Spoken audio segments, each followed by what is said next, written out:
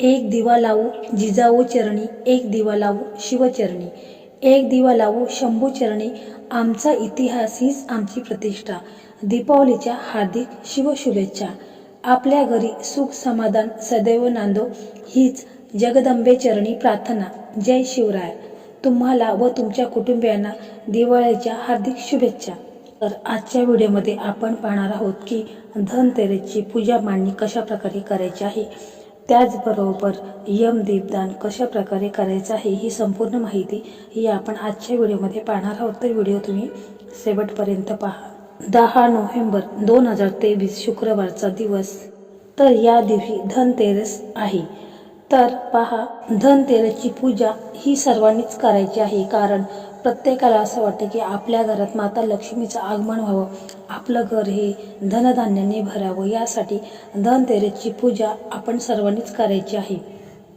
उत्तम आरोग्य लाभावं यासाठी देखील आपल्याला धनतेरसची पूजा ही अवश्य करायची आहे. तर ही पूजा करता वेळेस आपल्याला श्री गणेश, माता लक्ष्मी, त्याचबरोबर धन्वंतरी देवाची पूजा देखील आपल्याला करायची आहे. त्याचप्रमाणे धनतेरसच्या दिवशी ही पूजा आपल्याला प्रदोष काळामध्येच करायची आहे. म्हणजे पहा, सूर्य मावळण्याच्या अगोदर 45 मिनिटाच्या अगोदर प्रदोष काळाला सुरुवात होते आणि सूर्य मावळल्यानंतर 45 मिनिटं पुढे देखील प्रदोष काळ असतो. तर वेळेनुसार सांगायचं झालं तर संध्याकाळी 6 वाजेपासून 7:30 वाजाच्या आतपर्यंत तुम्ही कधीही ही पूजा करू शकता, कारण ही पूजा ही प्रदोष काळामध्येच केलेलं याचं जास्त महत्त्व आहे. सर्वप्रथम एका चौरंगावर किंवा पाटावर लाल किंवा पांढऱ्या रंगाचे कापड अंथरावे. म्हणजे तुमच्याकडे पाट असेल तर तो घ्या, चौरंग असेल तर तो चौरंग घ्या आणि त्याच्यावर लाल कलरचा कापड असेल सुती, तो तुम्हाला तिथे अंथरायचा आहे. त्यानंतर त्या पाटावर तांदळाची रास करावी आणि त्या तांदळावर कळश ठेवावा. म्हणजे तिथे तुम्ही स्वस्तिक देखील तांदळाने काढू शकता.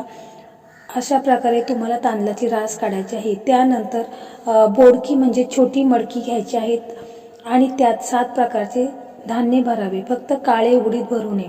ही ती पाटावर ठेवायची आहेत. म्हणजे काय करायचं आहे की जर तुमच्याकडे छोटं कळस, मातीचे जे कळस असतात ते 7 घ्यायचे आहेत, तुम्हाला 5 घ्यायचे तर 5 घेऊ शकता किंवा 7 घ्यायचे असेल तर 7 घ्यायचे. त्याच्यामध्ये पूर्ण आपल्याला धान्य भरायचं आहे.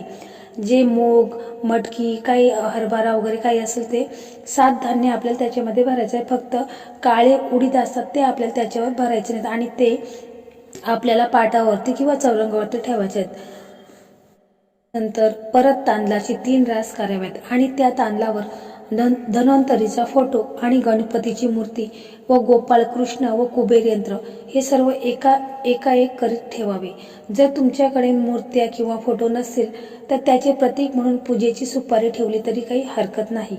तर सर्वप्रथम गणपतीला हळद, कुंकू, अक्षदा आणि फुले वाहून पूजा करावी आणि गणपती प्रमाणेच एक करत सर्व देवांचे, त्याचबरोबर जे आपण कळश, मातीचे कळश ठेवलेले आहेत त्याला बोडके देखील म्हणतात.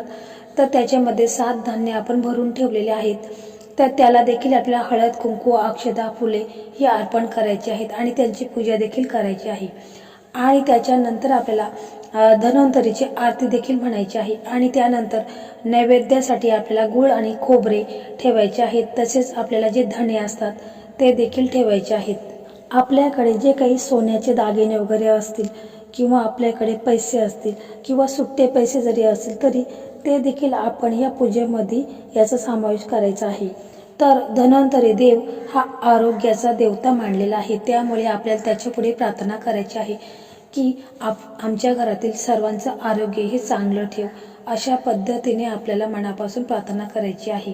प्रमाणे घरामध्ये सुख शांती कायम टिकून राहावी, घरात धनधान्याची भरभराट व्हावी यासाठी देखील आपल्याला मनापासून प्रार्थना करायची आहे. तर आता आपण पाहू की यम दीपदान काय असतं आणि ते धनतेरसच्या दिवशी का करावे. तर त्याची माहिती आपण आता जाणून घेऊया. पहा, आपल्या घरातील व्यक्तींवर अपमृत्यू किंवा अचानकपणे येणारे मृत्यू असे होऊ नये यासाठी करण्याचे दीपदान म्हणजेच यम दीपदान असते।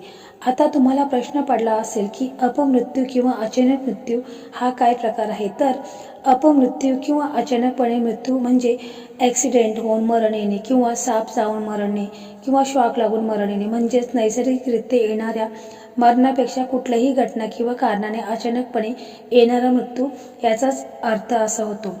तर आज आपण जाणून घेणार आहोत की ह्या यम दीपदान केल्याने आपल्या घरातील व्यक्तींवर असे अचानक किंवा अपमृत्यू येऊ नये किंवा यापासून कसे वाचावे यासाठी दीपदान हे खूप महत्त्वाचं आहे। चला तर मग जाणून घेऊ की या यम दीपदान केल्याने घरावर आणि घरातील व्यक्तींवर येणारे संकट कसे टाळता येते आणि यमाला दीपदान कसे करावे आणि ते कशा प्रकारे करायचे असते याची विधिवत आणि रीतसर पूजाविधी आपण जाणून घेणार आहोत। तर पहा, यम दीपदान करताना सर्वप्रथम दाराबाहेर दक्षिण बाजूस ज्या ठिकाणी हे दीपदान करायचे असते आणि ही पूजा संध्याकाळच्या वेळेसच करायची असते त्या ठिकाणी कुंकवाने स्वस्तिक काढावे। त्यानंतर त्या स्वस्तिकावर पाट ठेवायचा आहे। त्या पाटावर नेहमीची मातीची पंती ठेवायची आहे। त्या पंतीमध्ये मोहरीचं तेल आपल्याला किंवा तिळाचं तेल असेल तर तिळाचं तेल आपल्याला त्याच्यामध्ये टाकायचं आहे आणि ती पंती आपल्याला पेटवायची आहे। त्यानंतर ती पंती दक्षिण दिशेला तोंड करून ठेवायची। त्यानंतर त्या पंतीमध्ये चिमूटभर साखर टाकावी आणि 1 रुपयाचं नाणं टाकायचं आहे। त्यानंतर ह्या पंतीची पूजा करावी, कुंकू, अक्षदा आणि फुले व्हावी। त्यानंतर हात जोडून यमराजाला प्रार्थना करावी आणि प्रार्थनेत म्हणावे की हे यमदेव, आम्हाला तू दीपदानाने प्रसन्न व्हावे आणि मृत्यूपाशातून आम्हाला माफ करावे आणि तू अपमृत्यू आमच्या घरात येऊ देऊ नकोस, अशी मनापासून यमदेवाला प्रार्थना करायची आहे। तर दुसरी देखील पद्धत आहे की कणकेचे दिवे बनवायचे आहेत। ते तर तुम्हाला माहीतच असेल। तर ते कणकेचे दिवे आपण बनवायचे आहेत आणि ते दिवे त्याच्यामध्ये देखील आपल्याला तेल टाकायचं आहे आणि त्याच्यामध्ये वात टाकून तो दिवा प्रज्वलित करायचा आहे आणि तो आपण दाराबाहेर एका कागदावरती केळीच्या पानावरती तो दिवा तुम्हाला ठेवायचा आहे, परंतु त्याचं तोंड हे दक्षिण दिशेला करूनच हा दिवा आपल्याला प्रज्वलित करायचा आहे। त्या दिव्याला देखील हळद, कुंकू, अक्षता, फुले व्हायची आहेत आणि मग आपल्याला प्रार्थना करायची आहे। तर अशा प्रकारे आपल्याला यम दीपदान हे अवश्य करायचं आहे। त्याचप्रमाणे आपल्याला अजून एक पद्धत आहे की 13 दिवे हे लावायचे असतात, म्हणजे धनतेरसच्या दिवशी 13 दिवे हे लावायचे असतात। तर ते देखील आपण कणकेचे बनवायचे आहेत आणि ते प्रथम प्रज्वलित झाल्यानंतर आपल्याला धनतेरसची पूजा केल्यानंतर ते 13 दिव्याने देवांना ओवाळायचं आहे आणि मग ते दिवे आपण आपल्या टेरेसवरती न्यायचे आहेत आणि दक्षिण दिशेला यम दीपदान आपल्याला करायचं आहे। तर अशा प्रकारे हे 13 दिवे देखील आपल्याला अवश्य करायचे आहेत आणि त्याच्याने आपल्याला यम दीपदान करायचं आहे। त्या प्रकारे आपल्याला यम दीपदान करायचं आहे। त्याच्यानंतर आपण जी पूजा मांडलेली आहे तर ती पूजा आपल्याला दुसऱ्या दिवशी सकाळी प्रथम आपल्याला कळश घ्यायचा आहे आणि तो कळश आपल्याला डोक्याला लावायचा आहे 3 वेळा आणि जर आपल्याकडनं पूजेमध्ये काही चुकी झाली असेल तर क्षमा चिन्ह म्हणून आपल्याला प्रार्थना करायची आहे आणि मग जे काही साहित्य आहे ते एक एक करून सगळं काढून घ्यायचं आहे। म्हणजे जे आपण मातीचे कळश ठेवलेले त्याच्यामध्ये धान्य भरलेलं आहे तर ते सगळे काढून घ्यायचं आहे आणि जो कळशामधील पाणी असेल तर तो आपण झाडांना टाकायचा आहे। त्याचप्रमाणे धणे आणि गूळ आहे त्याचा प्रसाद करून खायचा आहे। थोडेसे धणे आपण घ्यायचे आहेत आणि ते लाल कपड्यामध्ये बांधून घ्यायचे आहेत आणि आपल्या तिजोरीमध्ये ठेवायचे आहेत। त्यामुळे वर्षभर आपल्याला पैशाची समस्या होणार नाही। तर अशा प्रकारे आजचा व्हिडिओ होता। तर तुम्हाला कसा वाटला कमेंटमध्ये नक्की सांगा आणि व्हिडिओ आवडला असेल तर लाईक करा, शेअर करा आणि चॅनलला सबस्क्राईब करा। धन्यवाद।